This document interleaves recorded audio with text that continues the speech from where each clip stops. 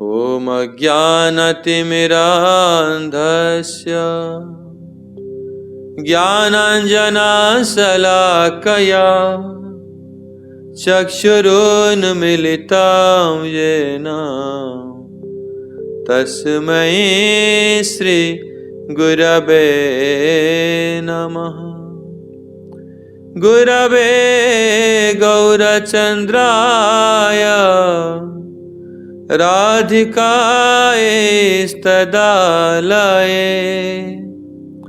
कृष्णाय कृष्णभक्ताय तद्भक्ताय नमो नमः।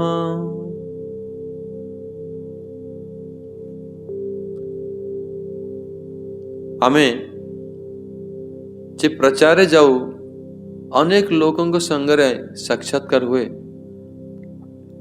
साधारण लोकों के मन रे एक प्रश्न उठता है कि आमे संसार रही घरे रही कौन भगवान भक्ति करि परिबु? भगवान कर भक्ति भजन ना सुनले लोक भयभीत हो जाती। ता कारण होती से चिंता करती आमको घर संसार छाड़ियों पड़िबो। वास्तव रे एटा होचे शास्त्र उद्देश्य नुहे। शास्त्र भगवान कर वाणी भगवान निजे कौन चाहती जब किमिति संसार जो बद्ध दशारु किमिति मुक्त हवा। संसार आमे अनादि कालरु आबद्ध ही दुख पाउछन्ति। जन्म मृत्यु जरा व्याधि चक्र रे आमे निष्पेषित होउछन्ति। तो किमिति ए बद्ध अवस्थारु ए बंधन अवस्थारु ए दुख अवस्थारु आमे किमिति मुक्ति हवा तार मार्ग शास्त्र देखाए बा गीता भागवत रे एक कथा ही कहा जाए। ए संसार कौन जो गृहस्थ जीवन घर संसार कथा लोक माने समस्त प्रचार करछन्ति। संसार धर्म श्रेष्ठ गृहस्थ धर्म सबुठ श्रेष्ठ किंतु गृहस्थ धर्म संबंध लोकंकर धारणा नहीं। साधारण लोक जानती नहीं ते गृहस्थ धर्म कौन। प्रहलाद महाराज भागवत रे कहउछन्ति जे मतिर्न कृष्णे परत स्वतोवा मिथो विपद्येत गृह व्रतानाम अदांत गोभी विसताम तमिश्रम पुनः पुनः चर्बित चर्वणानाम। साधारण सांसारिक लोकंकर जीवन कौन भगवान के प्रति तांकर मति आसु नहीं। भगवान का स्मरण निज चेष्टा रे बा अन्य मानकर चेष्टा रे मध्य से माने भगवान कर भक्ति करू नाहंती। असंजत इंद्रिय बारंबार इंद्रिय भोग रे लिप्त होइछन्ति। अदांत गोभी विशताम तमिश्रम गृह व्रतानम मतिर्न कृष्णे परत स्वतोवा मिथो विपद्येत गृह व्रतानम। सेमाने गृह को निजर व्रत बोली धरी निचंती जे आमे केवल इंद्रिय सुख भोग करिवा ए घरे रही ए संसार रही आबद्ध हेई भजन भजन करिया भक्ति करिया भगवान कर कोनोसी लक्ष्य नहीं। ए उद्देश्य तांकर नहीं। से बारंबार चर्बित चर्वण संसार सुख को चर्बित चर्वण करी जीवन को व्यर्थ करू। भागवत पंचम स्कंद रे ऋषभ देवंकर शिक्षा रे मध्य रही जे संसार सृष्टि होच किमिति संसार टा किमिति प्रथमे व्याप्त होच। पुंस स्त्रिय मिथुनि भावम एतन त्रयो मिथ हृदय ग्रंथिम आहु अतः गृह क्षेत्र सुताप्त बीते जनस्य मोहयम अहं ममेति।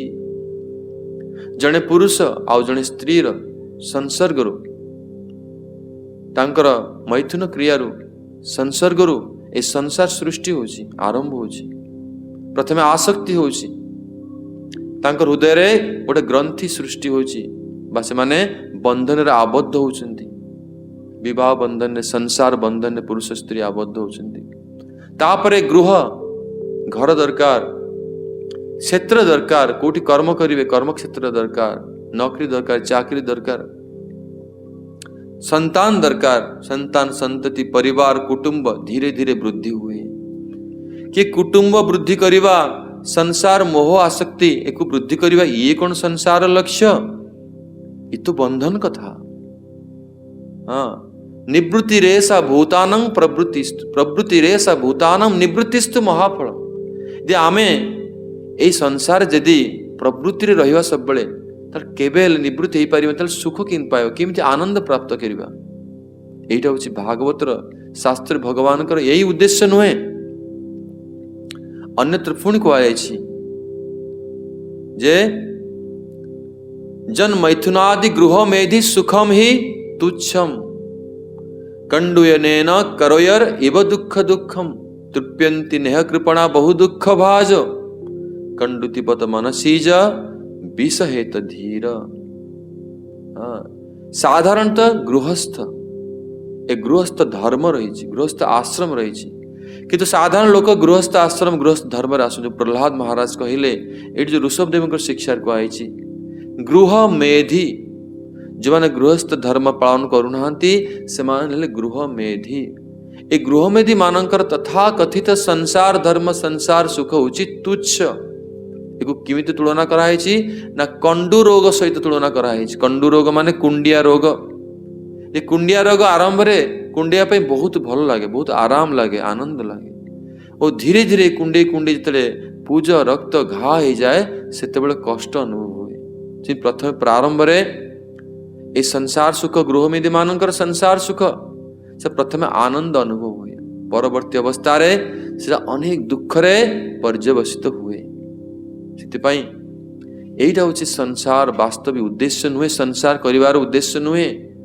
हाँ, मोह उत्पन्न करिवा, मोह वृद्धि करिवा, आसक्ति वृद्धि करिवा यही उद्देश्य नुहे। साधारण गृह मेधि जो माने साधारण संसार आबद्ध व्यक्ति से माने फुल्स पैराडाइज रे विभिन्न प्रकार कपोल कल्पना करी काल्पनिक कृत्रिम उपाय द्वारा सुत मित रमणी द्वारा सुख पाया को चेष्टा करुछन्ति। तातल सैकत मरु बारी बिंदु सम सुत मित रमणी समाज। तातल सैकत बारी बिंदु सम सुत मित रमणी समाज। कवि विद्यापति कहउचंती तांकर पद्य रे ते संसार टा होची गोटे उत्तप्त मरुभूमि। ये उत्तप्त मरुभूमि रे यदि अल्प वर्षा हो जाए बा से भली किछि बिंदु पानी यदि पड़ी जाए ता द्वारा कौन यही संसार जो उत्तप्त मरुभूमि शांत हो जीव केबे शांत होबे। तो संसार जीव जो अनंत आनंद को अनुसरण करुछि, इस संसार सुत संतान मित रमणी ये सुख द्वारा कौन वास्तव से शांति लाभ करि परिबो, वास्तव में कौन से आनंद लाभ करि परिबो? कदापि नुहे। तो संसार वास्तविक उद्देश्य बुझिवा दरकार जे आमको कर्तव्य कौन करिया उचित। भागवत पुनर्बार कहला दशम स्कंदरे स एव गोखर जस्यात्म बुद्धि कुनपे त्रिधातुके स एव गोखर। जो व्यक्ति यही शरीर जो शरीर की कफ बात पित्त मल मूत्र गोटे थली गोटे बैग ए शरीर प्रति आसक्त हुई ए शरीर प्रति मोह उत्पन्न करी जो व्यक्ति समस्त कार्य करुचंती सेमानकर चेतना गध चेतना भली गर्दभ चेतना भली।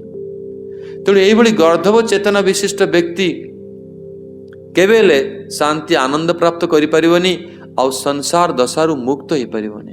तो भागवतर उद्देश्य होची व्यक्ति संसार करी गृहस्थ धर्म पालन करी किमति यही संसार बंधन मुक्त ही वास्तविक भगवत धाम को जाई परिबो, नित्य आनंद प्राप्त करि परिबो। एइटा होची भगवानकर शिक्षार उद्देश्य।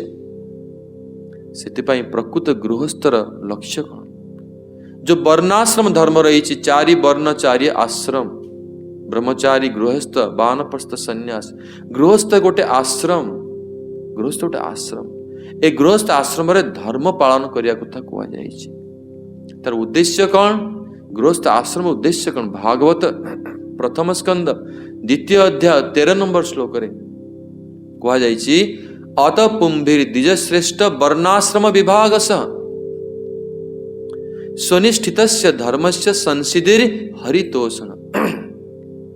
जो वर्णाश्रम जो विभाग रहिला ब्रह्मचारी गृहस्थ वानप्रस्थ सन्यास, ये जो गृहस्थ आश्रम दिया गला वर्णाश्रम भितरे बा अन्य आश्रम, ये उद्देश्य कौन? जो विवाह कराई स्वनिष्ठितस्य धर्मस्य निजर स्वयं निजर कर्तव्य धर्म पालन करी ए आश्रम रही निजर कर्तव्य पालन करी धर्म पालन करी कौन करे दरकार ना हरितोषण भगवान कृष्णंकर प्रसन्नता विधान करिवा भगवानंकर इच्छा अनुरूप निजको पालन करी निज जीवन को व्यतीत करिवा आ धर्म पालन करिवा ये होची हरितोषण कार्य ए हरितोषण करिवा पाई ही ए गृहस्थ आश्रम रही आउ जे पर्यंत भगवान के प्रति आमे प्रीति उत्पन्न करी नहांती से पर्यंत केबेले संसार मुक्ति हवानी केबेले देह बंधन मुक्ति हवानी एठी आमे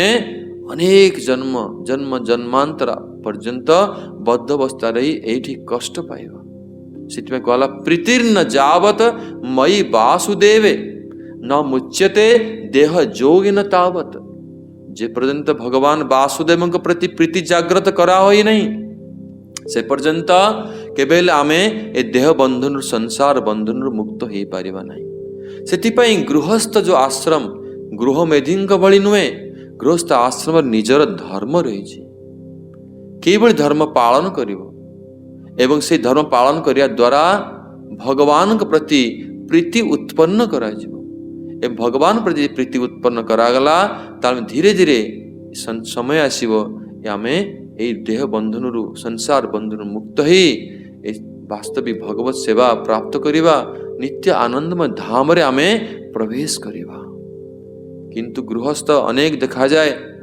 गृहस्थ आश्रम पालन करिया पई अनेक व्यक्ति प्रस्तुत हो जाते सुविधा किछि सुख भी अछि ए सुखिला जीवन रे कोन लाभ किछि रस अछि किछि आनंद अछि संतान सतंती मानकर आनंद पड़ोसी मानकर आनंद संसार किसी सुख आनंद रही एक लक्ष्य करे कि अनेक व्यक्ति गृहस्थ आश्रम भीतर को तो जानते किंतु गृहस्थ आश्रम को गला परे सेठी कौन होती ना से माने सक्सेसफुल होती सफल होती नहीं कहीं गृहस्थ आश्रम यदि वास्तविक धर्म पालन न करा जाए वास्तविक यदि साधु गुरु का अनुगत्य पालन न करा जाए से गृहस्थ आश्रम असफल हो जाए व्यर्थ हो जाए और जो व्यक्ति गृहस्थ आश्रम अधपतित हो जाती व्यर्थ हो जाए संसार करवा से माने कुआड़े प्रवेश करती ना अंधकूप रे प्रवेश करती अंधकूप ब्लाइंड वेल जो अंधकूप रे पड़ी गले आ से कूपरू उठिवा पई आ सामर्थ्य न थाए आमको उद्धार करिया न थाए सेठी आमे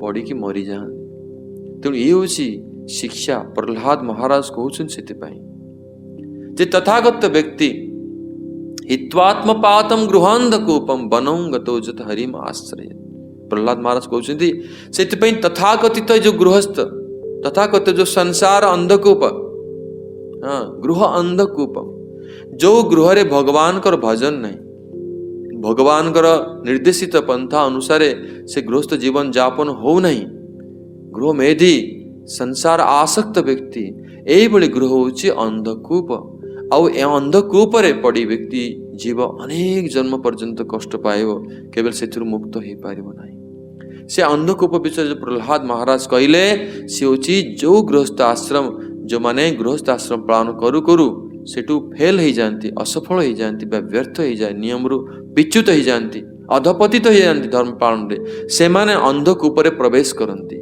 एवं ये जो अंधकूप कई भली गोटे उदाहरण दिया जड़े व्यक्ति बन रे जाऊ जाऊ बाघ गर्जन शुविला जिमती पछरे ताकू बाघ खाया पे गोड़े ए मृत्यु भय रे निज जीवन को रक्षा करने पे लोकटी दौड़िया को लगिला रास्ता जोड़ दौड़ देखला कि गोटे कूप पड़ला अंधकूप से कूपरे ग्रास द्वारा घास द्वारा आच्छादित अनाबना गछ द्वारा आच्छादित आवृत हो रही कूपटा अनेक दिन पाखे गोटे वृक्ष रही से वृक्षर शाखा को आश्रय करी से कूप भीतर को डेइबा चाहिला जीवन को रक्षा करिवो किंतु कूप भीतर को डेइले बाघरू सिना बंची जीव किंतु से कूप भीतर जाई देखिला अनिला जे कूप भितरे सेतिरे पानी नहीं केवल अनेक सर्प सर्प सब फणा टेकी रही से कूप भीतर पड़ला कि सांगे सांगे सर्प दंशन रे मृत्युवरण कर जो डाल को से आश्रय करिछि दुया धरिछि देखला से डाल दिला को दीटा मूषा काटुचंती गोटे कला मूषा आ गोटे धला मूषा काटुचंती किछि समय भितर से डाल को पूरा काटिदेव से कूप भीतर पड़ी मरीज ସେଠି ବାହାରକୁ ଆସିଲେ ବାଘ ଖାଇବ ମରିଯିବ, ସେଥିରେ କୂଅ ଭିତରେ ପଡ଼ିଯିବ। ଏଭଳି ଚାରିଆଡ଼େ ସମସ୍ୟା, ଏଇଭଳି ଦୁଃଖରେ କ'ଣ କରିବ? ମୃତ୍ୟୁ ମୁଖରେ ଲୋକଟା ପଡ଼ିଛି। ଆଉ ସେଇ ସମୟରେ ସେ ଗଛ ଉପରେ ଗୋଟେ ମହୁ ଫଣା ଦେଖିଲା ଏବଂ ସେ ମହୁ ଫଣାରୁ ମହୁ ଠୋପେ ଠୋପେ ପଡୁଛି। ସେ ମହୁକୁ ଦେଖିକି ସଂସାର ଏ ଯୋଉ କଷ୍ଟଟାକୁ ଭୁଲିଗଲା। ସେ ଜିଭ ବଢେଇକି ସେ ମହୁ ପଡୁଛି, ମହୁକୁ ଚାଖିବାକୁ ଲାଗେ। କେତେ ଆନନ୍ଦ! ସେ ମହୁରୁ ସେ ଆନନ୍ଦ ପାଇବାକୁ ଚେଷ୍ଟା କଲା। ଏଇ ଯୋଉ ଉପାଖ୍ୟାନ ମୁଁ କହିଲି, ସଂସାର ତଥାକଥିତ ଅନ୍ଧକୂପରେ ପତିତ ହୋଇଥିବା ବ୍ୟକ୍ତିର ଏଇଭଳି ଦୁର୍ଦ୍ଦଶା। ଏଇ ଯୋଉ ବାଘ କ'ଣ ନା ସାକ୍ଷାତ ମୃତ୍ୟୁ। ସେ ମୃତ୍ୟୁ ପଛ ସବୁବେଳେ ଗୋଡଉଛି ଆମକୁ, ସର୍ବଗ୍ରାସୀ ମୃତ୍ୟୁ, ଯୋଉ ମୃତ୍ୟୁ ସମୟରେ କି କୋଉଠୁ ଆମେ ରକ୍ଷା ପାଇପାରିବା ନାହିଁ।